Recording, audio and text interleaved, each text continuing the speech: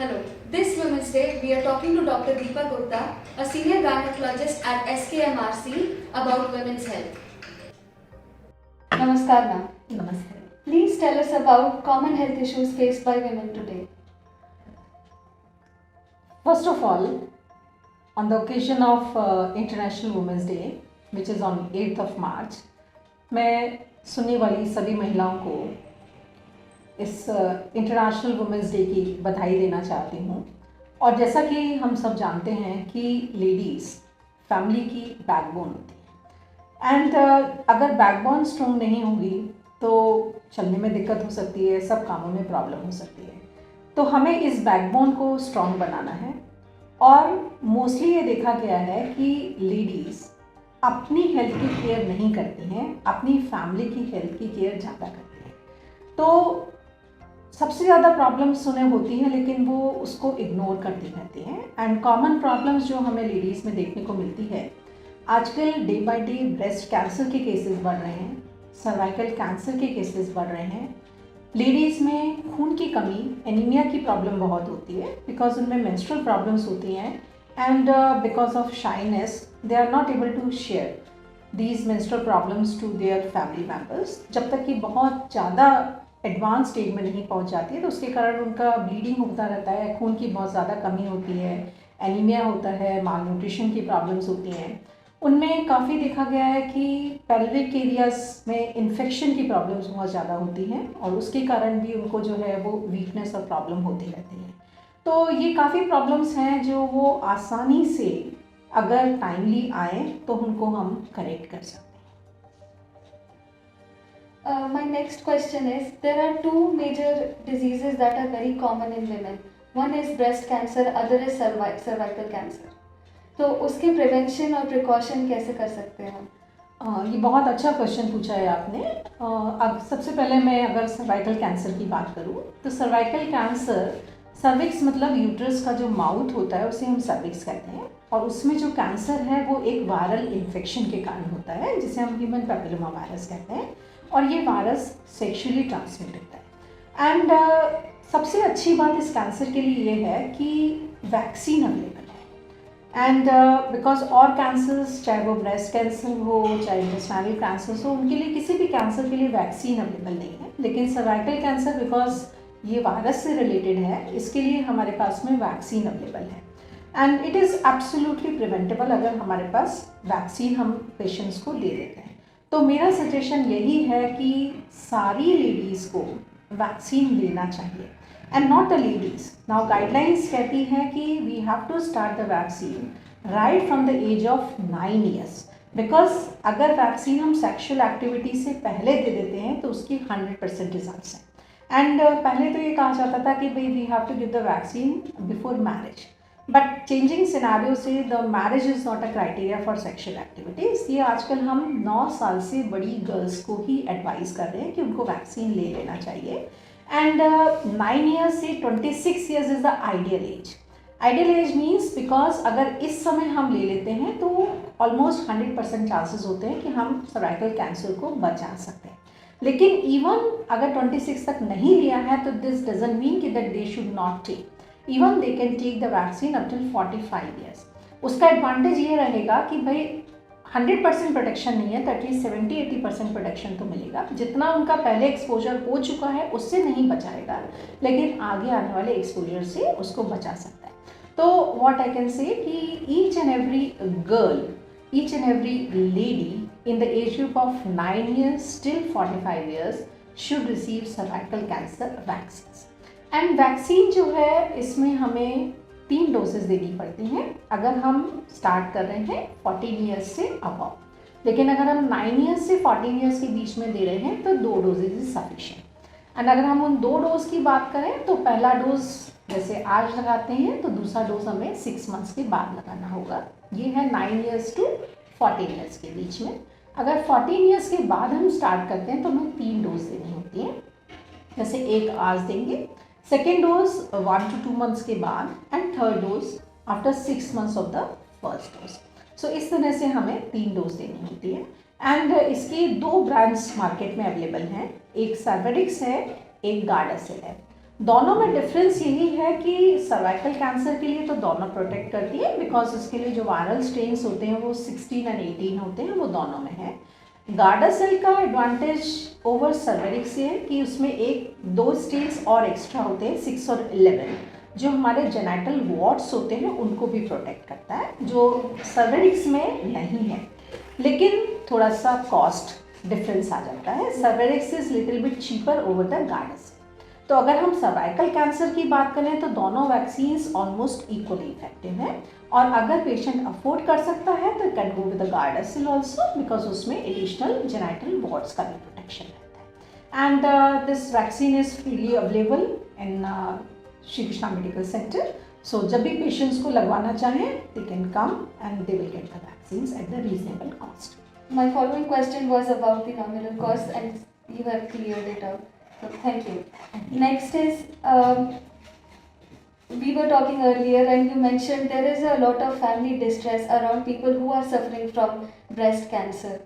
So what is the measure that we can take as a family to support them? Yes, ये भी बहुत अच्छा question पूछा है सोनी आपने। एक्चुअली जो रिसेंट डेटा अभी पब्लिश हुआ है 2 months back, and that says that through out the world breast cancer has become the top most cancer in both the age groups. Earlier हम कहते थे कि lung cancer was an overall most commonly occurring cancer, but now the breast cancer has cross the lung cancer also. Overall in both the sex, the number of the deaths as well as the number of the breast, this number of cancer cases are more with the breast cancer. And I can say कि breast cancer का जो incidence क्यों बढ़ रहा है, this is a very common question can come in our mind कि भाई इतना क्यों incidence बढ़ रहा है, पहले नहीं देखने को मिलता था। तो अगर हम कहें कि इसका जो मेन कॉज है it is urbanization of the human life। मतलब what we mean by urbanization means कि आजकल गर्ल्स का मैरिज थोड़ा सा लेट एज में हो गया है, अराउंड 25 प्लस में the girls are getting married and they are having the lesser number of the children, 1 or 2 child they are having. So basically they are having the periods for a longer duration. तो हर period में उनमें body में oestrogen hormone आता है, and estrogen hormone is responsible for their breast cancer. पहले क्या होता था कि अराउंड 20 years पे मैरिज हो जाती थी, उसके बाद नेक्स्ट ईयर एक बेबी हो गया, फिर a gap of 1 year 2 year पे दूसरा बेबी हो गया, और एक बेबी के बाद में वो बेबी को ब्रेस्ट फीड कराती रहती थी अराउंड अ ईयर, तो they are not having the periods. फिर उसके बाद 3-4 बेबीज हो गए, तो ऑलमोस्ट 10 साल तक वो एमिनोरिक रहती थी। एमिनोरिक मीन्स उनको पीरियड्स नहीं होते थे, तो that was a protective factor. But now as life is changing, so the style is also changing. So we can see urbanization is a very important cause, although there are so many other causes also. Family history भी हो सकती है, even obesity is the cause, because जो fat होता है, fat हमारा कुछ hormones produce करता है, एंड ये हार्मोन्स भी जो हैं it can convert into estrogen and it can cause the lung cancer, sorry it can cause breast cancer also. So like cervical cancer, हम ब्रेस्ट कैंसर को टोटली प्रिवेंट तो नहीं कर सकते, ठीक है, लेकिन हम उसको अर्ली डायग्नोज करके और अगर हम ट्रीट कर लें इन अ वेरी अर्ली स्टेज, सो हम उससे होने वाली डेथ्स को बचा सकते हैं। That is very important, because हमें पता है कि भाई female member is the main member of the family, जो पूरी फैमिली को कंट्रोल करती है। तो हम अगर उन फैमिलीज़ को देखें जिसमें अनफॉर्चुनेटली अगर फीमेल मेंबर की डेथ होती है तो पूरी फैमिली डिस्टर्ब हो जाती है।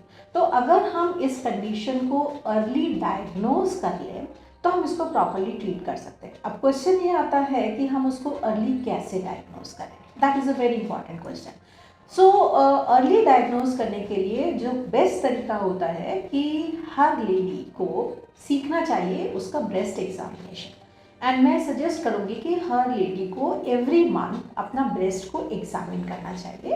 एंड उस एग्जामिनेशन में उसको क्या करना चाहिए कि अपने फ्लैट ऑफ हैंड से, means she should not palpate with fingers, but अपने फ्लैट ऑफ हैंड से दोनों ब्रेस्ट को राउंड द क्लॉक मूव करके उसको फील करना चाहिए कि कोई लंप तो नहीं है, और ब्रेस्ट के साथ साथ she can go with the axillary areas also कि कोई लिम्फ नोड्स तो नहीं है।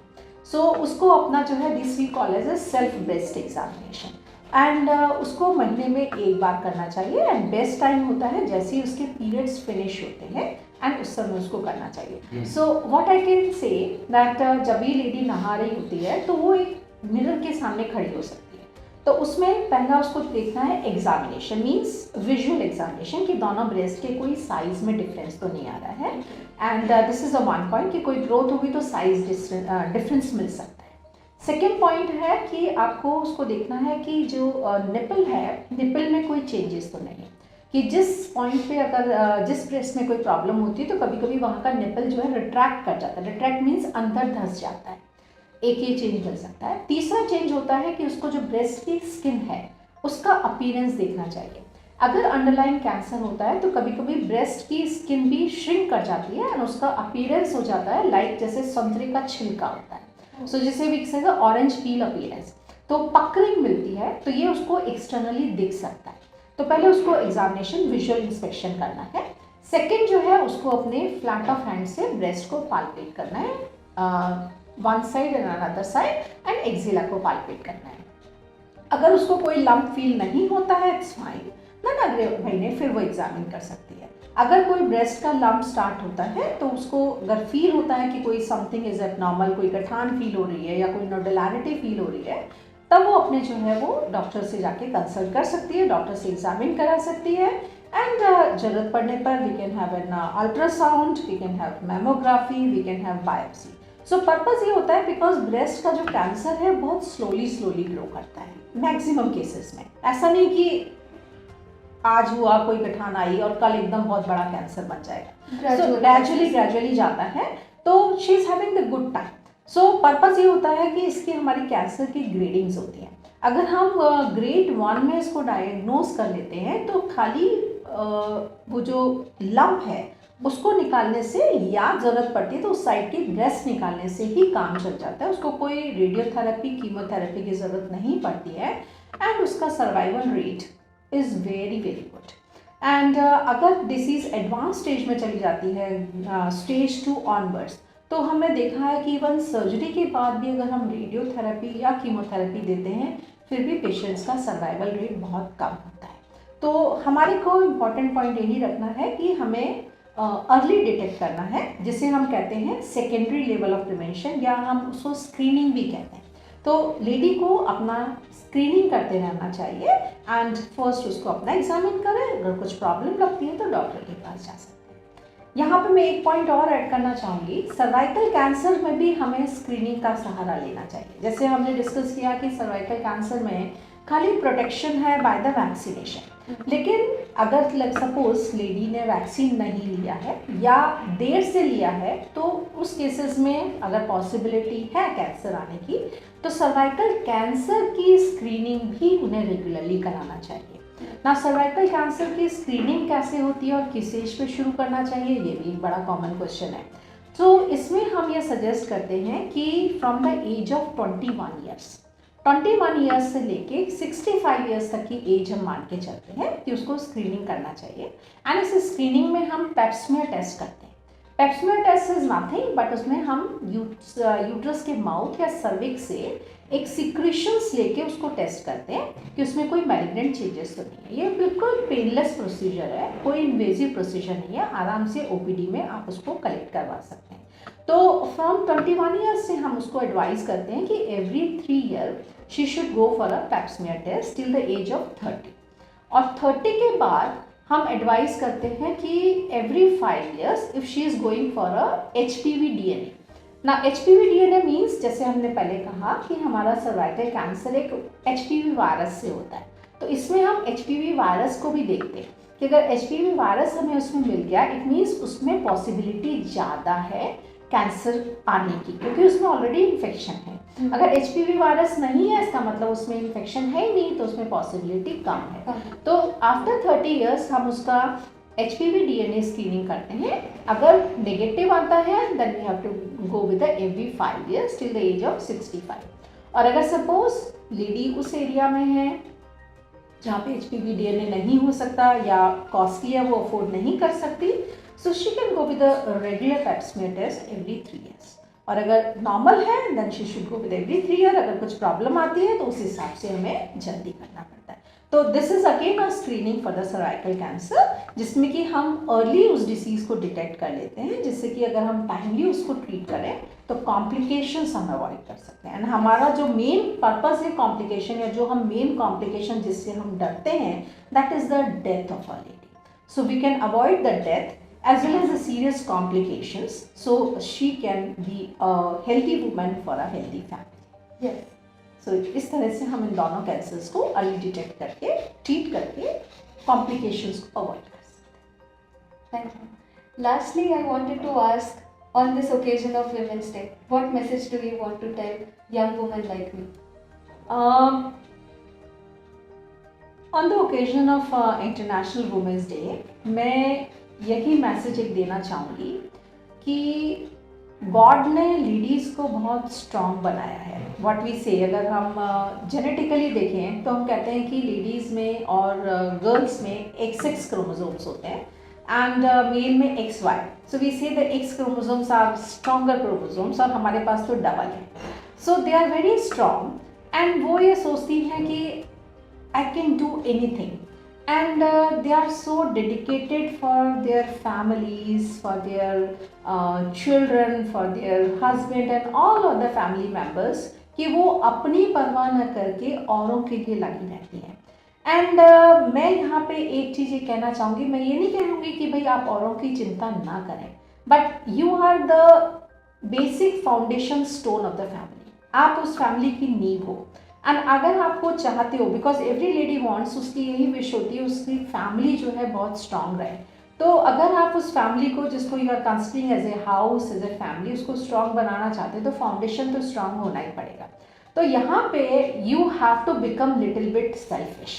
नाउ मेरा यही मैसेज है लेडीज़ के लिए, या जो भी सुन रहे हैं, या यंगस्टर्स के लिए, कि they should care for the family but they should become selfish also. ना उस सेल्फिश का मतलब ये है कि ये नहीं कि भाई उसको केयर नहीं करना है, कि एटलीस्ट पूरे दिन में they should have 1 hour for themselves. 1 घंटा तो वो निकाल ही सकती हैं, उसमें they can focus on their own problems. अगर उनको कोई प्रॉब्लम है तो उसको फोकस करके आइडेंटिफाई कर सकती हैं, they can take the treatment for that. Second thing is, उस 1 hour में they can do the things जो उनको अच्छा लगता है। क्योंकि अगर आप लेडीज़ से बात करो ना, वो काम में इतनी बिजी हो जाती हैं, वो कहते हैं डॉक्टर साहब मेरी तो हॉबी थी म्यूज़िक की, लेकिन अब तो मेरे को टाइम ही नहीं मिलता उसके लिए। मैं डांस करती थी पहले, लेकिन अब तो मेरे को बिल्कुल टाइम नहीं मिलता है। तो कभी कभी बैक ऑफ द माइंड में वो अपनी उस हॉबी को लेके थोड़ा सा फ्रस्ट्रेशन में भी चली जाती है। एंड मेंटल हेल्थ उनके लिए स्ट्रांग होना बहुत ज़रूरी है। तो आई कैन से कि 1 घंटा तो वो पूरे दिन में अपनी एक्टिविटी के लिए निकाल सकते हैं जो उनको अच्छा लगे, चाहे वो म्यूज़िक कोई इंस्ट्रूमेंट बजाती हो, चाहे वो डांस करती हो, चाहे बुक रीडिंग करती हो, चाहे कुछ राइटिंग वर्क करती हो। तो उससे उनको एक मेंटल सेटिस्फेक्शन मिलेगा, एक एनर्जी मिलेगी, और उस एनर्जी को वो अपनी फैमिली की केयर में ज़्यादा यूज़ कर सकते हैं। तो वो अपनी हेल्थ को ध्यान देंगी, अपनी हॉबीज़ को ध्यान देंगी, तो फिट रहेंगी, हेल्दी रहेंगी, हैप्पी रहेंगी, और वो अपनी फैमिली को ज़्यादा से ज़्यादा केयर कर सकती। यही मैसेज मैं आज के दिन देना चाहूँगी। 1 hour of self love and self care. Definitely. Thank you. Thank you very much.